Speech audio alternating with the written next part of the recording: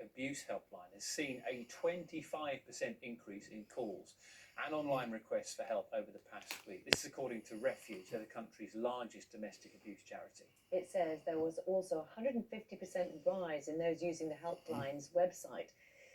These are the first statistics which give a picture of the potential consequences of social distancing for abuse victims. Our news correspondent, Thomas Morgan, reports. Oh, it's been bad. It didn't care if I didn't wake up from the night before.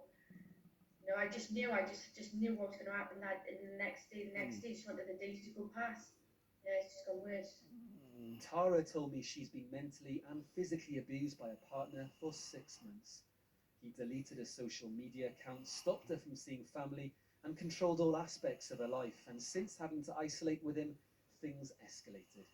You must stay at home. Recently, it's obviously been getting worse since the lockdown as well. Mentally abusive, verbally, being hitting me, just cause an argument over nothing.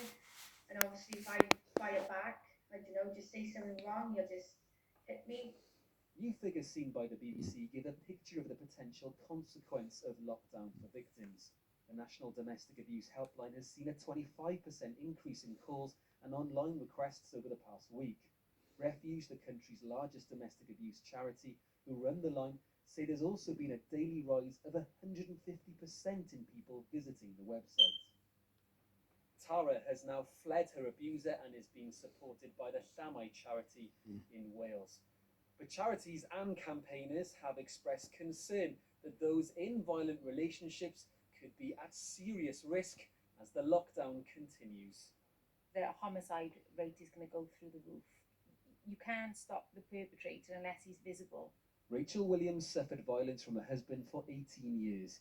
When she decided to leave, he shot her with a sawn-off shotgun. She's now one of the country's main campaigners, battling on behalf of those still suffering. We'll never do enough until we actually eradicate domestic abuse and violence.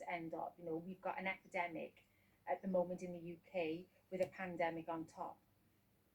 Police chiefs and both governments in Cardiff Bay and Westminster say help is available for anyone experiencing domestic abuse, and that people should contact if they need advice or feel they're at risk. Thomas Morgan, BBC News. That was Thomas Morgan with that special report about domestic abuse. It's 13 minutes past 8. Now, you'll have heard the Health Secretary, Matt Hancock, warning us over the weekend that he will ban all outdoor exercise if certain people continue to ignore